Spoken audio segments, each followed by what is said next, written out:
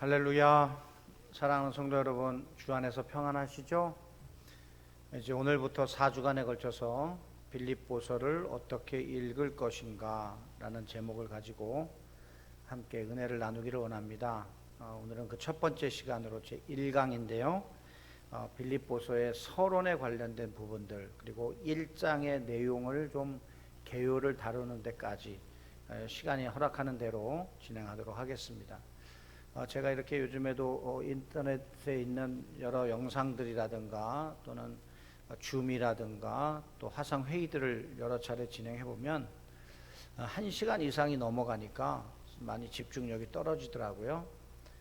그래서 이 빌립보서를 어떻게 읽을 것인가 이 강의도 가능하면 한 50분 정도 선에서 마무리를 하려고 합니다. 그보다 더 빨리 끝날 수 있으면 좋고요. 성도님들께서 부담 없이 강의에 참여해 주시고 또 이 강의를 들으시는 동안은 빌립보서를 여러 차례 반복해서 읽으시면서 내용을 숙지하시는 것이 여러분 이해하는 데 상당히 많이 도움이 되리라 생각이 되어집니다.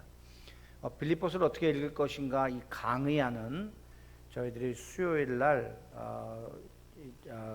교회에 비치를 복사해서 비치를 해 놓도록 하겠습니다. 인도자들께서 오셔서 가져가셔도 되고요. 또 개인적으로도 오셔서 또 가져가실 분 가져가시고, 또 저희들이 카톡 문서로 해서 보내드릴 텐데 여러분들 컴퓨터에 또 다운 받으셔서 그것을 화면으로 보시면서 강의를 들으셔도 좋을 듯 합니다. 또 유튜브나 교회 홈페이지를 통해서 영상을 보시고, 또 인도자들께서는 주변에 계신 여러 성도님들께 함께 강의에 동참하도록 해주시기를 부탁을 드립니다. 이 빌립보서를 우리가 공부해야 하는 이유는 사실 빌립보서를 한마디로 요약하면 기쁨이라고 할 수 있는데, 어떤 분은 15번이라고 그러고 어떤 분은 16번이라고 그러고 어떤 분은 17번이라고 하는데, 이 빌립보서 안에 기쁨 또는 기뻐하다라는 단어가 이렇게 많이 사용되어졌다는 것이죠. 그런데 사도 바울이 이 빌립보서를 기록할 당시는 로마 감옥에 갇혀 있을 때인데, 로마 감옥에 갇혀 있으면서 자유가 제한되어 있는 그런 삶에서 또 환난과 핍박을 직면한 상황 속에서 어떻게 감옥 밖에 있는 빌립보 성도들에게 기뻐하라고 할 수 있는가에 대하여 우리가 함께 생각해 볼 수 있습니다. 그래서 우리의 기쁨은 환경적인 요소가 아니다. 그러니까 이 코로나19의 이 상황 때문에 우리가 우울해지거나 기뻐할 수 없는 상황이 될 수 있는 것이 아니라 결국 우리는 주 안에서, 예수 그리스도 안에서 기뻐할 수 있는 것이고, 그리고 성도 간에 서로 정말 영적인 교제들이 이루어지면서 기뻐할 수 있는 것이다. 그래서 사도 바울이 특별히 이 빌립보 교회 성도들을 생각할 때 그 기쁨을 감추지 못한다라는 표현을 사용하는데, 이것은 사도 바울과 빌립보 교회 성도들이 기도의 줄로 묶여 있고 서로 환난을 당하고 어려울 때 사도 바울을 후원하고 그리고 지원하던 그 아름다운 그 사랑의 행위들이 있었기 때문에 사도 바울은 이 빌립보 교회 성도들의 그 사랑으로 인해서 본인은 지금 감옥에 갇혀 있는 상황이지만 기쁨을 감출 수 없다, 기뻐할 수 있다, 이렇게 고백하고 있는 것이죠. 그래서 이 코로나19 이 상황 속에서 사실 우리에게는 기쁨이 별로 없어요. 여러분 이번 주에 재난지원금 신청하는 주간이실 텐데, 날짜가 연도가 끝자리, 태어나신 연도가 끝자리 숫자에 맞춰서 금요일까지 신청하게 되죠. 저도 어저께가 신청일이어서 신청했더니 신청이 완료되었습니다. 그리고 오늘 아침에 새벽에 문자가 뜨더라고요. 50만 원 재난지원금 입력되었습니다. 이렇게. 근데 그때 그 50만 원이라는 거, 우리 재원이까지 합쳐서 50만 원, 성인 미성년자는 이제 저항에게 붙어 있으니까요. 50만 원이라는 숫자가 딱 찍힌 것을 보고 참 좋다라는 갑자기 생긴 공돈이라 참 좋다, 기분 좋다, 기쁘다라는 단어가 떠오르지만 결국 그것은 뭐예요? 나중에 우리가 세금이라든가 기타 등등의 것으로 다시 국가에 환원해야 될 몫이고, 또한 이렇게 재난지원금을 많이 지불하는 것은 결국 국가 부채가 높아지면서 결국은 우리 국민들에게 부담이 될 수밖에 없는 것이다 라는 것을 생각해 볼 때 이것이 우리를 기쁘게 할 수 있는 것은 아니다라는 생각이 되는 것입니다. 결국 이러한 때에 감옥에 갇힌 바울은 무엇이 그렇게 기뻤을까 하는 생각을 하게 되고요. 그리고 결국 그 사도 바울의 신앙이 우리의 신앙이라고 생각한다면 성도의 기쁨은 세상 것의 소유에 있지 않고 하나님이 주시는 은혜에 있음을 알 수가 있는 것이죠. 그래서 이 코로나19의 상황 속에서도 하나님께서 우리를 위로하시고 힘을 주시는 그런 은혜를 우리가 경험하면, 즉 빌립보서를 통해서 사도 바울이 기뻐할 수 있었던 그 상황들을 이해하고 우리도 그 상황 속에서 하나님 앞에 주시는 은혜를 받아 누린다면 우리도 이 코로나19 상황 속에서 사도 바울과 같이 얼마든지 기뻐할 수 있는 그런 신앙생활을 할 수 있을 것이라고 확신합니다. 그래서 이 빌립보서를 우리가 이 코로나19 상황 속에서 많이 묵상하시고, 그리고 또 이 말씀 속에서 여러분들이 힘을 얻으시는 시간들이 되시면 좋겠습니다.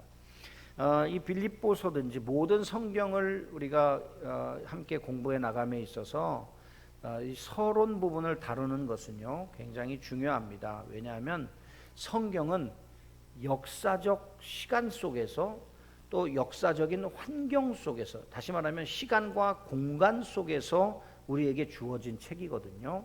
그러니까 예를 들어서 우리가 빌립보서를 어떻게 읽을 것인가 라고 생각할 때 질문을 던진다면, 우리가 빌립보라는 도시가 어떤 도시며 또 이 빌립보 시의 역사적인 상황은 어떤 것이며, 그리고 또 사도 바울은 그 역사적 상황 속에서 이 빌립보 교회를 향하여 어떤 메시지를 주고 있는데 어떤 표현들을 사용하고 있느냐 하는 것이 이 빌립보서의 내면에 담겨 있는, 행간에 담겨 있는 의미들을 우리가 찾아낼 수 있는 그런 기준이 될 수 있습니다. 그래서 서론 부분은 이 본문 책을 어떤 방향으로 읽어 내려갈 것인가 하는 것을 제시하는 키와 같다라고 할 수 있습니다. 그래서 오늘 서론 부분을 여러분이 충분히 이해하고 숙지하시면 이제 빌립보서를 읽을 때 서론 때 이런 부분을 얘기했지, 서론 때 이거 있었지 하면서 빌립보서를 좀 더 심도 깊게 이해할 수 있는 그런 기준이 되리라 생각이 되어집니다. 자, 그러면 빌립보서를 어떻게 읽을 것인가, 첫 번째 강의를 이제 본격적으로 시작하겠습니다.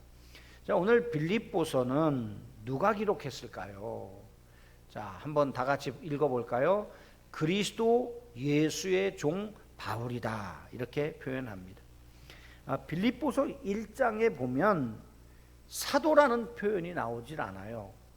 다른 서신서들 갈라디아서라든가 또는 에베소서라든가 기타, 특별히 이 유대인들이 많이 살고 있는, 그리고 유대인 성도들이 교회 안에 자리 잡고 있는 교회에 서신을 보낼 때 사도 바울은 반드시 자기가 예수 그리스도의 부르심을 받은 사도다라는 표현을 꼭 기록합니다.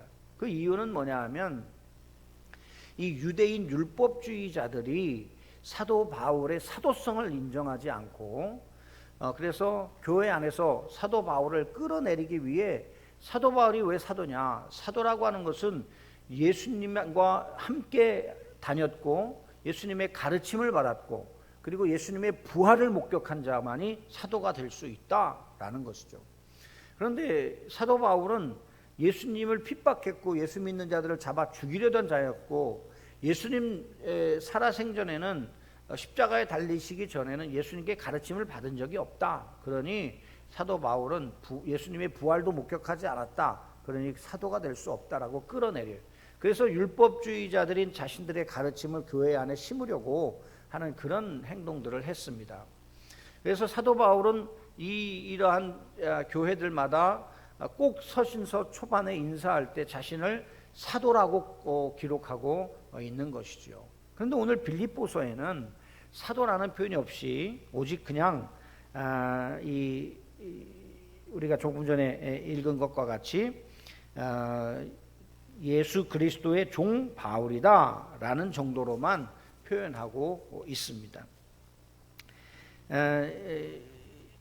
그 이유는 뭐냐 그러니까 우리가 빌립보서를 이해하는 데 있어서는 사도행전 16장의 본문을 배경으로 하는 것을 이해해야 되는데, 이 빌립보 지역에는요 회당이 없었습니다.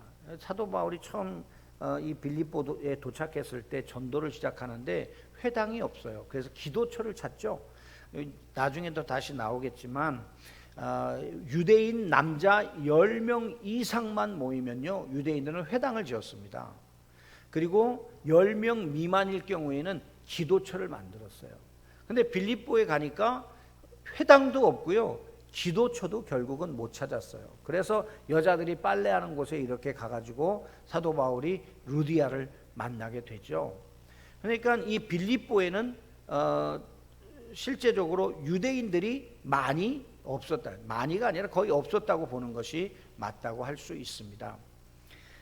그래서 자신의 사도됨을 증명할 필요가 없어요. 그러나 사도 바울은 그가 다메섹 도상에서 부활하신 예수님을 만났고, 그리고 아나니아를 통해서 예수님의 가르침을 받아서 또 자신이 이방의 사도로 하나님께서 쓰신다는 분명한 메시지를 받았습니다. 그래서 사도 바울의 사도성은 부인할 수 없는 것이죠. 그럼에도 불구하고 오늘 빌립보서에는 그것을 쓸 필요가 없었다는 것입니다. 이유가 뭐예요? 다시 한번 말씀드리지만 이 빌립보에는 유대인들이 많이 없었고, 그리고 사도 바울에 대한 좋은 마음, 호의적인 마음을 가진 사람들이 성도들의 구성 요소로 이렇게 교회가 모이고 있었다는 것입니다. 그래서 사실 실제적으로 빌립보 교회는 사도 바울이 선교 여행할 때라든지 또는 감옥에 갇혀서 영어의 몸이 되어서 감옥 생활을 할 때든지 끊임없이 사도 바울을 후원하고 그리고 사랑으로 중보하며 기도한 교회였던 것을 알 수 있습니다. 그런 의미에서 오늘 이 빌립보서의 저자 바울을 예수 그리스도의 종이라고 표현한 것은 빌립보 교회에 대한 사도 바울의 확실한 신뢰와 믿음이 담겨져 있는 그런 표현 중에 하나다라고 할 수 있고요. 그 다음에 또 하나는 이 그리스도 예수의 종 바울과 디모데라고 기록하고 있는 이 1절의 이 말씀은 이 자신의 직분을 사도라고 표현하지 않고 종, 둘로스, 노예라고 표현하고 있어요. 그러니 우리가 오늘날 이 사도 바울이 빌립보 교회에 자신을 종으로 여기며 낮아지고 있는 모습을 볼 때 우리가 교회의 직분들이 요즘에 너무 어때요? 위치가 되고 지위가 돼요. 그래서 교회에서 서리 집사보다 성도보다 높은 게 서리 집사고, 서리 집사보다 높은 게 권사고, 권사보다 높은 게 안수 집사나 장로고 뭐 이런 식으로 계급화되고 있다는 것이죠. 그래서 성경은 한 번도 교회의 직책을 계급적으로 언급한 적이 없습니다. 이건 한국 교회의 어떤 유교적인 문화의 영향이라고도 할 수 있는데, 종교개혁자들도 교회의 직분이 계급화되는 것을 굉장히 많이 경계했던 것을 우리가 알 수 있습니다. 그래서 교회에서는요, 우리가 그래서 나이가 많고 적음과 관계없이 형제 자매로 부르는 것이죠. 그래서 우리는 주 안에서 형제 자매입니다. 서로 사랑하고 서로 예수 그리스도의 피로 하나가 된 가족이라는 것이 제일 먼저 중요한 것이고요. 그리고 나서 하나님께서 그 교회를 통해 그리스도의 선한 일을 하게 하시는 그 과정 속에서 필요에 의하여 이 직분이라고 하는 것을 맡겨주신 거예요. 그 직분이라고 하는 것은 성령 충만한 자와 은사를 따라서 믿음으로 맡게 되는 것입니다. 그러니까 우리가 모두가 다 장로가 될 수 없고 모두가 다 권사가 될 수 없고 모두가 다 안수집사가 될 수 없습니다. 하나님께서 주신 은사를 따라서 거기에 맞게 하나님이 맡겨주신 직책입니다. 그래서 그 은사는 그 직책은 그래서 반드시 교회 안에 섬기는 자리로 가야 하는 것이죠. 군림하고 호령하는 자리가 아니라 큰 소리 치는 자리가 아니라 교회에 낮아지는 곳, 섬기는 곳, 심부름하는 곳으로 내려가서 그래서 우리가 주의 몸된 교회를 수종드는 것이 교회의 직분이라는 것을 오늘 우리는 이 빌립보서 1장 1절 2절에서도 알 수가 있는 것입니다. 자, 두 번째로 우리가 빌립보의 역사적인 배경에 대해서 살펴봅니다. 첫 번째 빌립보라고 하는 그 지역의 역사를 먼저 살펴볼 텐데요. 한번 지도를 한번 올려주시면 좋겠습니다. 지도. 자, 보면 이제 바울의 2차 전도 여행인데요. 가이사랴에서부터 출발해서 2차 전도 여행은 먼저 내륙 지방으로부터 출발을 하죠. 그래서 예루살렘에서부터 안디옥에서 다소를 거쳐서 더베, 이고니온, 루스드라, 이고니온, 그 다음에 비시디아, 안디옥, 그 다음에 드로아까지 갑니다. 사도 바울은 이 지역을 거치면서요 참 많은 재미를 봅니다. 교회를 전도를 하면 열매들을 많이 맺는다는 것이죠. 그래서 이 드로아까지 가게 되죠. 근데 이 드로아에서 배를 타고 이제 빌립보로 가게 되는데 다시 나오겠습니다만 마게도니아에서 사람이 나타나서 환상 중에 손을 이렇게 오라고 손짓하는 것을 보게 되고 사도 바울은 이제 아시아를 떠나서 유럽 대륙을 향해 가게 되죠. 그래서 네아폴리에서 내륙으로 약 16km 정도 안에 있는 도시가 바로 빌립보입니다. 빌립보. 여기 동그라미 표시되어 있네요. 그렇죠? 그 빌립보가 바로 사도 바울이 이 전도를 한 지역이라고 할 수 있습니다. 자, 그런데 원래 이름은요. 크레니데스라고 해서 작은 우물이라는 뜻입니다. 그래서 이 부근에는요. 주변에 온천수도 솟고 있고 그다음에 이것은 야만족들이 살던 지역이며 농경사회였습니다. 그런데 또 이 부근에는 금광이 하나 있었어요. 판게우스라는 금광이 있기 때문에 이곳은 여러 역사적으로 전쟁이 자주 일어나는 그런 지역이었습니다. BC 356년에 마게도니아 왕 필립 2세가 누구냐 하니까 알렉산더 대왕의 아버지입니다. 이 필립 2세가 그곳에 이 빌립보에 많은 사람들을 이주시켜요. 또 이제 주로 야만족들이죠. 야만족들을 이주시키고는 그 빌립보 지역을 확장시킵니다. 그리고 그것을 증축하면서 자신의 이름을 붙여서 빌립보라고 이름 짓게 된 것이죠. 그 여러 정복 과정을 거쳐서 로마의 식민지가 되었고요. BC 42년 우리가 로마 그러면 삼두 정치가 있었고 공화 정치가 있어요. 이 전환기에 삼두 정치를 하던 옥타비아누스, 안토니우스, 레피두스 이 세 사람이 삼두 세계의 지도자라 세 명의 지도자라는 것이죠. 세 명의 지도자가 연합해서 정치를 하는 것과 그 다음에 공화주의자였던 브루터스, 카시우스 등 이 세력들과 이 빌립보에서 전쟁이 일어나게 됩니다.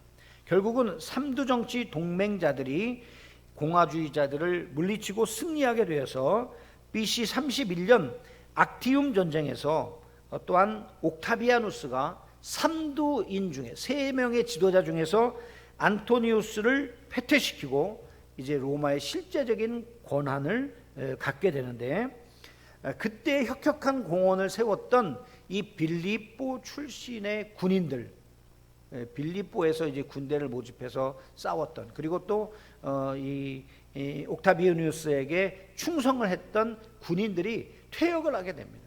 그때 이 퇴역하면서 그들의 수고에 치하하는 의미로 로마 시민권을 부여하게 됩니다. 그때 이 빌립보의 위치가 상승하면서 또한 로마 시민으로서의 권리를 누리는, 그래서 이 빌립보 시민 그러면 내가 빌립보에 산다 그러면 와, 저 사람 로마 시민권을 가진 사람이야 라고 할 만큼 그런 신분이 상승해서 명예와 부를 함께 누릴 수 있는 그런 위치에 이르게 된 것이죠. 사실 로마 제국은 시민권자와 시민권이 없는 자로 구분할 수 있습니다. 그런데 그 누리는 혜택은 우리식으로 표현하면 하늘과 땅이죠. 어떤 면에서는 금수저와 흙수저 정도의 보다 훨씬 더 많은 차이가 나는 그런 신분적인 차이를 가지고 있는 것입니다. 로마 시민권은 시민권을 가지고 있는 부모가 로마 시민권자이거나, 그래서 부모로부터 물려받거나, 또는 전쟁에 나가서 큰 공을 세우거나, 아니면 큰 돈을 벌어서 이 로마 시민권을 돈을 주고 사야만 가능했기 때문에 일반 사람들은 로마 시민이 된다는 것, 로마 시민권을 갖게 된다는 것은 불가능한 일이다라고 할 수 있습니다. 그래서 로마 시민권을 가진 사람의 특권은 뭐냐 그러니까요, 몇 가지가 있어요. 첫째, 황제 상속권이 있어요. 자기가 억울한 일을 당하면 내가 직접 황제에게 내가 재판을 받겠다, 그래서 신청을 하면 어느 누구도 그것을 거부할 수 없이 로마까지 가서 황제에게 재판을 받을 수 있습니다. 그래서 이 사도 바울이 로마에 가게 된 것도 바로 이 황제 상속권을 사용해서 가게 된 것이지요. 또 하나는 신변 보호권입니다. 내가 로마 시민이다 그러면 어떤 범죄를 저질렀더라도 그 사람의 신변의 안전을 보장해 줄 필요가 있어요. 그래서 로마 가이사라의 베스도 총독이라든가 벨릭스 총독이라든가는 모두 다 바울이 로마 시민권을 가졌기 때문에 바울의 신변을 안전하게 보장해주고 어느 정도 이렇게 자유를 주어서 자유롭게 지낼 수 있도록 보호해주는 그런 일을 해야만 했던 것이죠. 또한 곡물 세금 면제권이 있습니다. 이것은 뭐냐면 황제에게 바치는 세금이 면제된다라는 뜻이죠. 이 엄청난 혜택을 누리는 것입니다. 또한 행정특구 혜택을 누릴 수 있는데, 빌립보 시민이다, 로마 시민이다, 이 시민권자다 그러면 어디를 가든지 사람들에게 인정을 받고 그리고 부러움을 사는 그런 존재였습니다. 예를 들어서 우리가 미국 시민권을 가지고 있잖아요. 그러면 이 미국 시민권자가 예를 들어서 북한에 억류됐어요. 그러면 어떻습니까? 옛날에 보면 전직 미국 대통령 카터 같은 사람이요, 이 미국 시민권을 가진 사람이 억류된 북한까지 들어가서 북한의 지도자들과 이렇게 대화를 나눠서 협상을 해서 그 사람들을 구해서 직접 데리고 나오는 그런 모습들을 우리가 뉴스를 통해서 보죠. 그런 것처럼 이 로마 시민권을 가졌다라는 말은 엄청난 특권과 특혜를 가지고 있어서 당시에 세계를 정복한 로마 지배하에 있던 모든 나라들은 나도 로마 시민권자가 되었으면 좋겠다라는 선망의 대상이 될 수 있었던 것입니다. 빌립보 시민들은 이렇게 황제로부터 특권을 받은 사람들이에요. 그러면서 동시에 황제로부터 너희들은 로마 시민권다운 로마의 정신을 구현하라 하고 명령을 또한 받아서 로마 시민권자로서 부끄러운 행동을 하면 안 되는 거예요. 예를 들면 로마 시민의 그 어떤 명예를 실추시키는 부끄러운 일들, 이런 것들을 해서는 안 된다라는 것입니다. 그래서 철학이라든가 문화라든가 이런 것이 로마 시민권자들이 누리는 수준으로, 로마 시민들이 누리는 수준으로 빌립보 시민들도 누리고 또한 그 수준으로 올라가야 돼요. 그래서 빌립보 사람들은 늘 철학을 공부하고 그리고 문화를 높이고 그런 것들을 보는데, 여러분께 사진을 2장 보여드리겠습니다. 빌립보 교회의 터입니다. 당시 빌립보 교회는 작은 교회가 아닙니다. 저렇게 큰 세워져 있는데 저런 교회가 빌립보 안에 여러 개 있는 것을 봅니다. 그래서 당시에 빌립보시의 문화가 얼마나 발달해 있고 경제적으로 얼마나 발전되어 있었던가 하는 것을 미루어 짐작할 수 있고요. 그다음에 이제 사도 바울이 사도행전 16장에 갇혔던 빌립보 감옥, 돌로 저렇게 만들어졌던 것을 우리가 볼 수 있는 것이죠. 이 빌립보입니다. 그래서 이 빌립보 사람들은요, 옷을 입어도 최고의 옷을 입고 최고의 장식품을 달고 그렇게 다니는 것이 습관화되어 있습니다. 그래서 자기가 빌립보시에 살면서 로마 시민권자라는 자부심을 가지고, 그리고 이 허드렛 일을 하는 노예들이나 또는 평민들과 잘 섞이지 않으려고 굉장히 많이 노력하고 애쓰는 그런 모습들을 보였다는 것이죠. 사도 바울은 바로 이러한 빌립보시의 로마 시민권자들에 대한 이 내용을 가지고 이 빌립보서를 기록하면서 우리가 하늘의 시민권, 하나님 나라의 시민권을 가진 자들이다. 우리가 세상에 세속된 이 세상 속에 살고 있지만 우리는 하나님 나라의 시민권을 가진 자들이니, 빌립보 사람들이 로마 시민권을 가지고 이렇게 자기가 로마 시민권자인 것을 자부심을 가지고 거기에 걸맞는 생활을 하려고 몸부림치는 것처럼 우리도 하나님 나라의 시민권을 가진 자로서 우리는 더 애쓰고 힘쓰고 노력해서, 그래서 우리가 성도다운 하나님 나라의 시민권자다운 그런 삶을 살아야 한다라는 것에 대하여 빌립보서에 기록하고 있는 것입니다.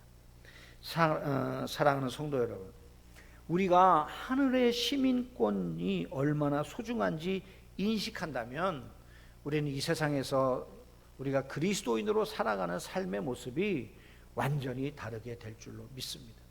오히려 오늘날 그리스도인들이 하늘의 시민권을 부끄럽게 여기고 세상 사람들을 부러워하고 세상에 가진 자들을 부러워해서 그 사람들을 비유 맞추기에 급급하면 이건 정말 하늘 시민권을 가진 사람들의 부끄러움이요, 하나님의 부끄러움입니다. 하나님이 근심하실 일이죠. 그러나 여러분, 우리가 이 세상에서는 좀 부족하고 이 세상에서 좀 모자르더라도 우리가 하늘 시민권, 하나님 나라의 상속자고, 그리고 하나님께서 우리에게 하나님의 자녀로서의 특권을 부여하신 그것에 대한 자부심을 가지고 있다면 우리는 이 땅에서 살지만 영원한 하늘의 소망을 두고, 이 세상에 섞여 살지만 이 세상에 속하지 않은 사람으로 우리는 거룩하고 구별된 삶을 살 수 있을 것입니다. 오늘 우리가 빌립보서를 공부하면서 우리 마음에 꼭 새겨야 될 것 또 한 가지가 있는데, 그것은 바로 우리는 하늘 시민권을 가진 사람들이다 라는 것을 여러분 잊지 마시고 마음에 새기시기를 주님의 이름으로 부탁합니다. 자, 그러면 이제 두 번째로 빌립보 지역의 특징에 대해서 우리가 한번 살펴보도록 하겠습니다. 빌립보 지역의 특징은 로마의 군사 교통 요충지로 유럽과 아시아를 연결하는 중요한 통로 중에 하나였습니다. 그래서 마게도니아 지방의 제일 첫째 도시 이렇게 표현하는데, 우리 사도행전 16장 12절 말씀 한번 볼까요? 거기서 빌립보에 이르니 이는 마게도니아 지방의 첫 성이요 또 로마의 식민지라, 이 성에서 수일을 요하다가. 그랬습니다. 마게도니아 지방의 첫 성이라는 말은 첫 번째 성이라는 뜻이 아니라 제일 큰 성, 제일 가는 성이라는 뜻입니다.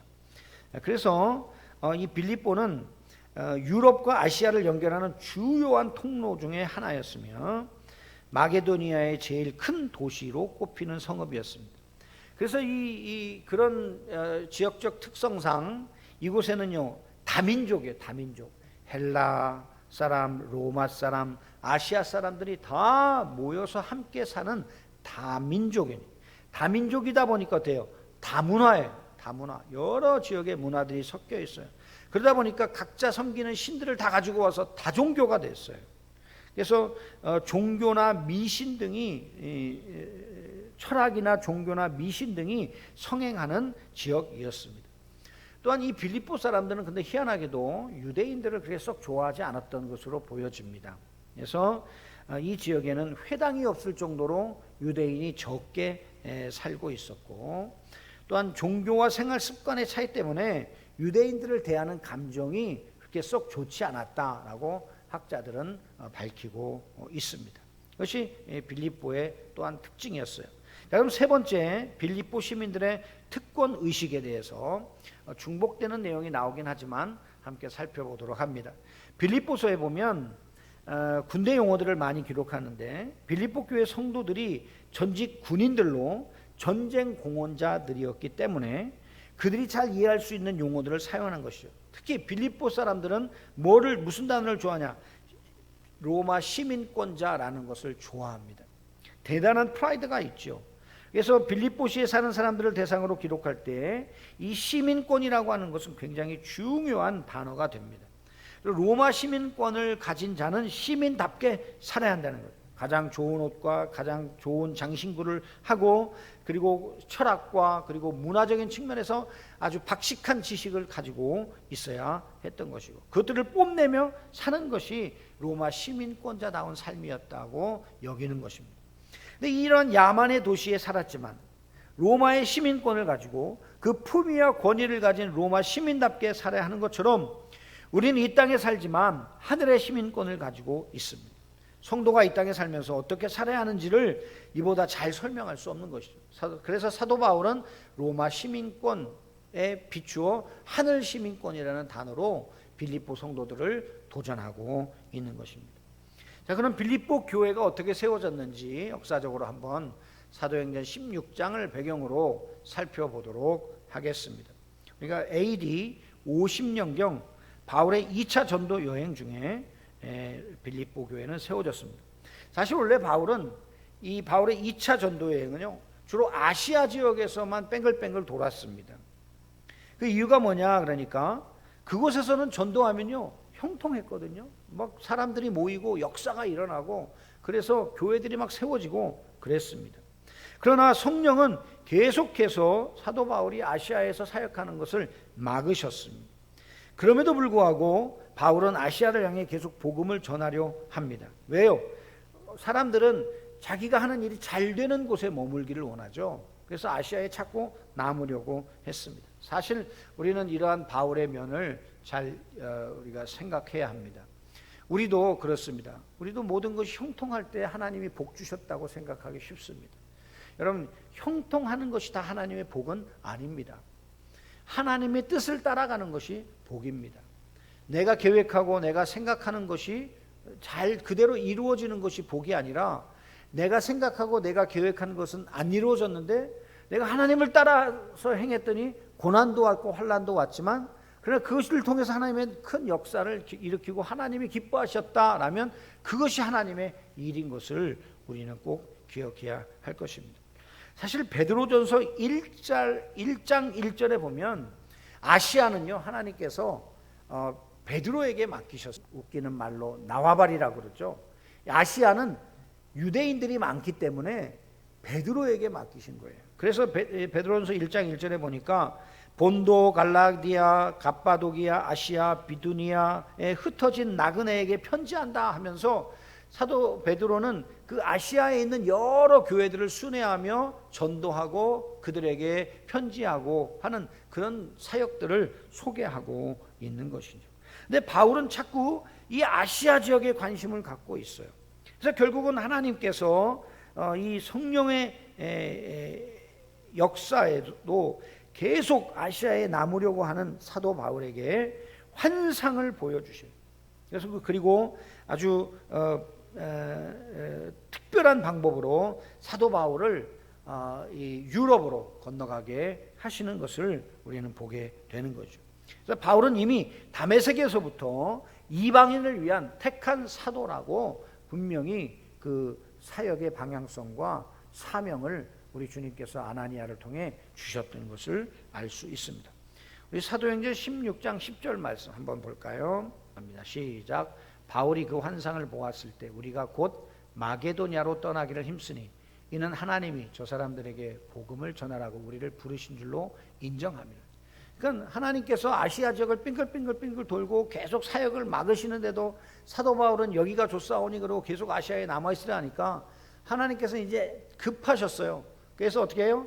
마게도니아에서 환상 가운데 사람들이 막 손짓을 해.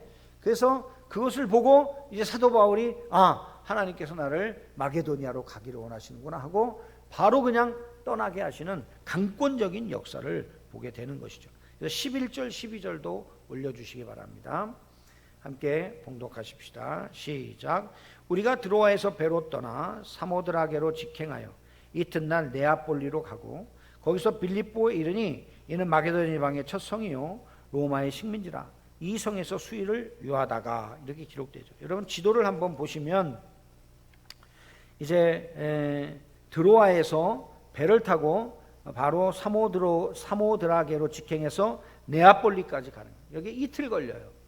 그런데 이게 사도행전 20장 6절에 보면 닷새 걸리는 백길입니다. 물론 이렇게 배를 타고 갈 때에는 순풍이 불어서 더 빨리 갈 수도 있어요. 그러나 여러분 닷새 길인데 이틀 만에 간다는 것 그게 결코 쉬운 일이 아니죠. 하나님께서 지금 사도 바울을 쏜살같이 일직선으로 빌립보를 향해 달려가게 하시는 모습을 우리는 보게 되는 것입니다. 여기서 또 사도 바울이 16장 10절에 보니까 마지막에 우리를 부르신 줄로 인정함이라라 할 때 인정하다라는 단어는 격렬한 논쟁 끝에 설득당하다라는 뜻이에요. 그러니까 하나님께서 사도 바울과 격렬하게 논쟁해서 너 사도 바울 너 계속 아시아에서 이럴 거야? 너 여기가 아니란 말이야. 네가 갈 곳은 저 유럽이야. 저 마게도니아를 향해 가란 말이야 하며 하나님이 강력하게 말씀하셨다는 것을 의미합니다. 하나님께서 급하게 역사하신 것입니다. 특히 여기서 직행하다라는 단어 직행하여 11절에 보니까 사모드라게로 직행하여라는 이 단어는 빨리 가다라는 뜻이에요. 이 말은 하나님께서요 급하게 역사하시는 표현이에요. 그래서 빌립보에 도착하게 된 것입니다. 빌립보는 마게도니아의 첫 성이라는 대표적인 성이라는 뜻입니다. 로마의 식민지였고 이제 사도행전 16장 13절에 보니까 이제 사도 바울이 안식일에 기도할 처소를 찾아서 다닙니다. 회당을 찾았는데 회당이 없어요. 그래서 기도처를 찾았는데 기도처가 없어요. 아까 앞에서도 말씀드렸지만 10명 이상의 유대인만 남자만 있으면 회당을 짓는데 회당이 없어요. 이 말은 빌립보에는 그만큼 유대인들이 많이 살지 않고 있다는 뜻이죠. 그래서 기도처를 찾았으나 기도처도 없어요. 그래서 결국은 여인들이 모여진 곳에 가서 전도를 하게 된 것입니다. 그래서 빌립보 교회는 바울의 2차 전도 여행 시 첫 유럽에서의 전도 지역, 즉 첫 교회라는 상징성을 갖는 교회가 됩니다. 기도처를 찾다가 여인들을 만나서 복음을 전합니다. 주님께서 거기에서 마음을 열어주신 자주장사 루디아를 만나게 되고 그 루디아의 집에서 교회를 시작하게 됩니다. 근데 우리가 오해하고 있는 부분이 하나 있는데 루디아라고 하는 이것은 사람 이름이 아닙니다. 오늘날로 말하면 우리나라로 말하면 이런 거 있죠. 안성에서 살다가 시집 온 사람을 우리는 뭐라 그래요? 안성댁 이렇게 말해요. 원주에서 살다가 시집 온 여자분들을 원주댁 뭐 이런 표현 쓰죠. 그것처럼 이 루디아라고 하는 이것은 출신 지역이 리디아에서 온 여자입니다. 그래서 사도행전 16장 14절에 두아디라 지역 아시아 지역 출신으로 바울이 남아있으려 한 아시아에서 돈을 벌기 위해 빌립보까지 온 여인이에요. 이 여인의 남편에 대한 이야기는 기록되어 있지 않죠. 그런 것으로 봤을 때 이 여인은 혼자서 이 빌립보까지 온 것으로 보면 그 여인의 삶도 그렇게 호락호락 만만한 인생은 아니었을 것으로 보여집니다.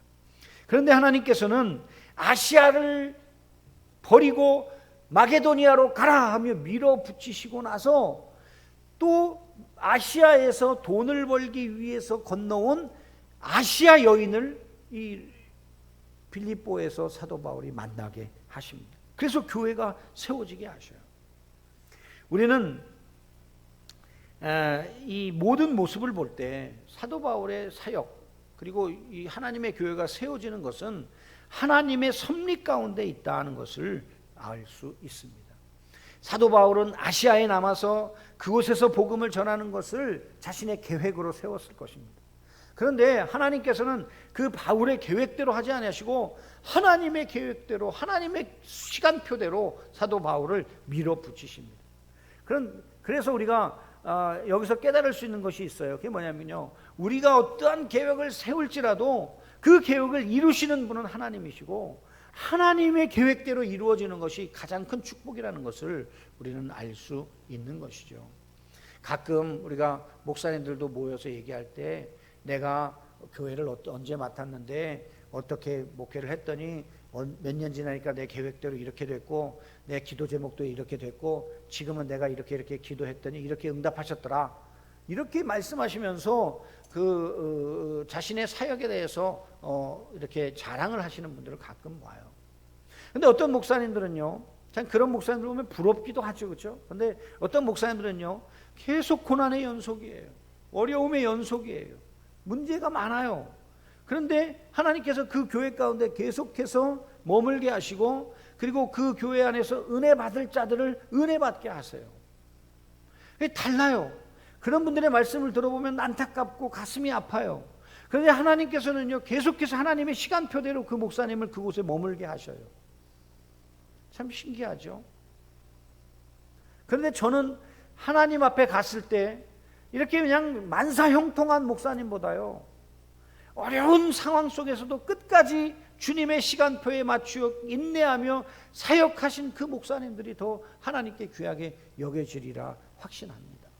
왜냐하면 여러분, 우리 인생이요, 우리의 계획대로 우리의 기도대로만 되어진다면요, 무슨 문제가 있겠어요? 하나님이 왜 필요하겠어요? 근데 여러분, 하나님은 우리의 계획대로 행하시는 분이 아닙니다. 우리의 생각대로 이루어 주시는 분이 아닙니다. 하나님은 하나님의 계획대로 하나님의 생각대로 이루시는 분이십니다. 따라서 우리는 모든 초점을 어디에 맞춰야 돼요? 하나님께 맞춰야 돼요. 하나님의 시간표에 맞춰야 돼요. 그래서 때로는 정말 형통하고 있을 때 떠날 때도 있고 그리고 계속 고난 중에도 머무를 때도 있는 것입니다. 사도 바울이 바로 그런 삶의 모습이었죠. 그는 하나님께 등 떠밀려서 간 곳이 빌립보였는데 그곳에서 루디아에서 온 여인을 만나서 그곳에서 교회를 시작해요. 이 빌립보에는 세 가지의 사건이 있죠. 이 루디아를 만난 사건, 그 다음에 두 번째는 귀신 들려서 점치는 여종이 있었는데 그 여종을 귀신을 쫓아내준 사건, 그리고 세 번째는 이 여종을 고쳐준 덕분에 핍박을 받아서 감옥에 갇히게 되는데 밤새도록 신라와 함께 찬양을 하다 보니까 어떻게 돼요? 감옥문이 열리게 돼요. 그리고 간수들이 이제 죄수들이 다 도망간 걸로 알고 자결을 할 때 그들 앞에 사도 바울이 만류하게 되고 그 간수들이 그러면 우리가 어떻게 구원을 얻으랴 하니까 주 예수를 믿으라, 그러면 너와 내 집이 구원을 얻으리라 하는 유명한 말씀을 하면서 그 간수 집에 가서 예수님을 전하고 그리고 세례를 베풀어 빌립보 교회 성도가 되게 하시는 사건, 이 세 가지를 통해서 이제 빌립보 교회가 든든히 세워지는 출발점이 되는 것입니다.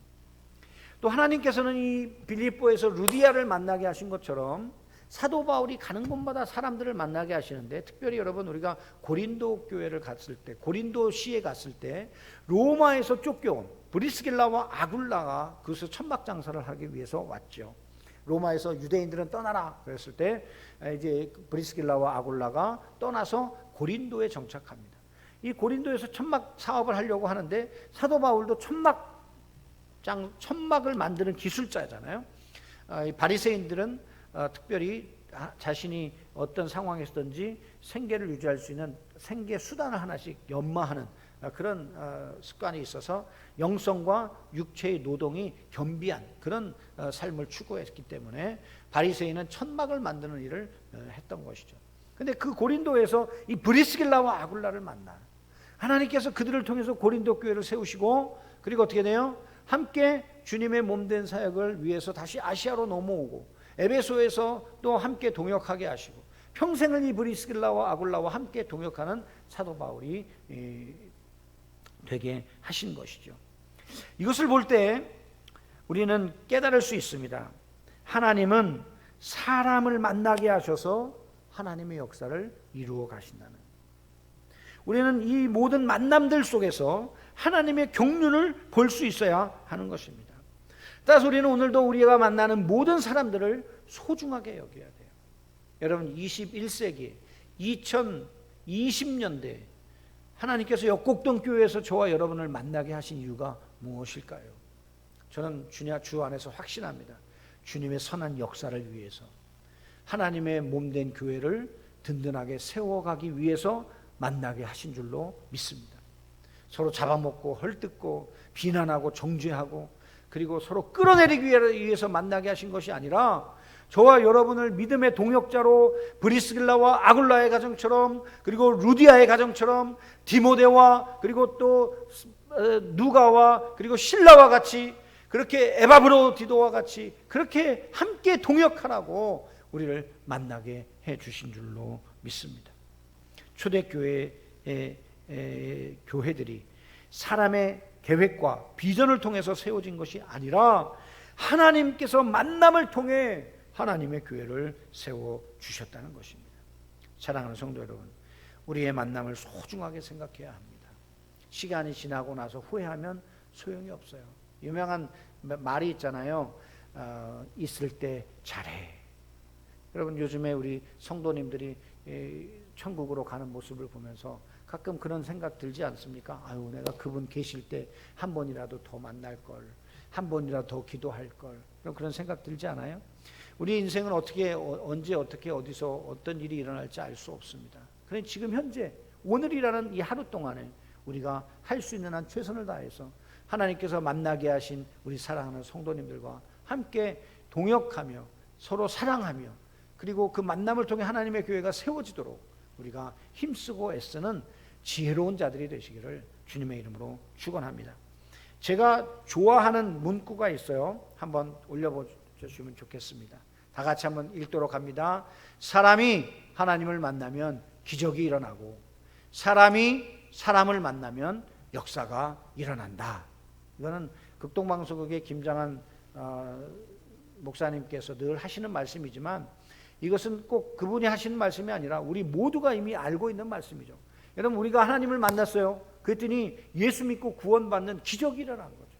어떤 분이 하나님을 만났어요. 불치의 병이 나음을 잇는 기적을 얻는 거죠. 날 때부터 안진병이었던 자가 일어나 걷고 찬양하는 그런 기적을 만나게 되고, 나병 환자들이 고쳐짐을 입는 기적이 일어나고, 마음의 상처들이 치유되는 기적이 일어나게 되는 것이죠. 또 하나님께서 주 안에서 사람과 사람을 만나게 하셔서 그들을 통해 하나님의 교회를 세우시고, 그들을 통해 하나님의 역사를 일으키시고, 그들을 통해 하나님께서 일하시는 것을 우리는 보게 되는 것입니다. 그래서 우리는 날마다 우리가 만나는 사람들을 통해서 하나님의 역사가 일어날 수 있도록 함께 마음을 모으고 함께 동역하는 우리 사랑하는 성도님들이 다 되시기를 주님의 이름으로 축원합니다. 그래서 노사연 씨의 가사, 노래 중에 이런 가사 있잖아요. 우리의 만남은 우연이 아니야. 참, 이게 노사연 씨가 신앙인이어서 그런지 이런 가사를 노래했는지 모르겠지만 참 일리가 있다. 저와 여러분의 만남, 성도와 성도의 만남은 우연이 아니라 하나님의 특별한 섭리인 줄로 믿으시기를 주님의 이름으로 축원합니다. 루디아의 마음을 열어 바울을 따르게 하셨고, 이 사건에서 바울이 가장 힘들었던 사건이었을 것입니다. 왜냐하니까 하나님의 인도를 거부했던 자신의 고집 때문에 열매가 있는 아시아에서 계속 맴돌았는데, 그러나 하나님은 포기하지 않으시고 끝까지 바울을 밀어붙이셔서 빌립보까지 오게 하시고, 그리고 하나님의 뜻을 이루어 가시는 것을 보게 되는 것이죠. 그러니 본인이 하나님 앞에 순종하지 못했던 것이 또 괴로웠을 것일 수도 있고, 또 자신은 아시아에 소망을 뒀는데 뭡니까, 유럽에 하나님께서 선교하라고 하시는 이것 때문에 상심이 되었을 수도 있습니다. 그런데 하나님은 포기하지 않으시고 그 바울을 통해 끝까지 하나님의 일을 이루시는 분이십니다. 영원토록 하나님의 뜻을 이루시는 분이시라는 것을 알 수 있는 것이죠. 사도 바울이 아시아 전도를 위하여 드로아에 있을 당시에 환상 중에 마게도니아를 향해 계속 나아가라는 지시를 받았는데, 그 결과 빌립보는 바울이 복음을 전한 최초의 유럽 도시가 됩니다. 빌립보 교회는 이방 여인 루디아의 집에서 시작되었고, 최초의 성도는 귀신 들렸던 여종과 빌립보 감옥의 간수와 그 가족들이었습니다. 이처럼 빌립보 교회는 소수로 시작되었지만 사도 바울에 대하여 특별한 애정을 가지고 열성적으로 함께 헌신합니다. 그들은 가난했음에도 불구하고 수차례에 걸쳐 바울의 궁핍을 보충하기 위해 헌물을 보내었고, 사도 바울에게 겨냥되었던 핍박을 감당하면서 그리스도의 복음을 굳게 지켜 나가게 됩니다. 그러나 빌립보 교회 안에도 문제가 있습니다. 그것은 교회의 유력자였던 두 여인 간의 다툼이 있었죠. 유오디아와 순두계의 다툼으로 교회가 분열되기 직전에 있었고, 유대주의자들의 분쟁이 있었고, 외부의 적에 대한 불안함이 있었고, 행위로 구원에 이른다는 사상이 발생되었습니다. 이러한 것으로부터 사도 바울이 모든 것을 문제를 해결하게 하기 위해서 빌립보서를 기록하게 되었다라고 할 수 있는 것이죠. 자, 그럼 세 번째로 빌립보서가 어디에서 기록되었을까요? 그것은 바로 옥중서신으로 로마 감옥에서 AD 62년경 기록되었다는 것이 가장 정설입니다. 그래서 옥중서신 네 가지, 여러분 이건 이 정도는 외워두시죠? 에베소서, 골로새서, 빌레몬서, 빌립보서, 이 네 가지가 로마 감옥에서 기록한 서신이다라는 것을 알 수 있습니다. 시간이 다 되었습니다. 이후에 있는 내용들은 다음 주에 다시 연속해서 진행할 수 있도록 그렇게 하겠습니다. 우리 함께 다 같이 빌립보서를 한 주간 많이 묵상하시고 또 많이 여러 번 반복해서 읽어두시면 이해하는 데 도움이 많이 되시리라 생각되어지고요.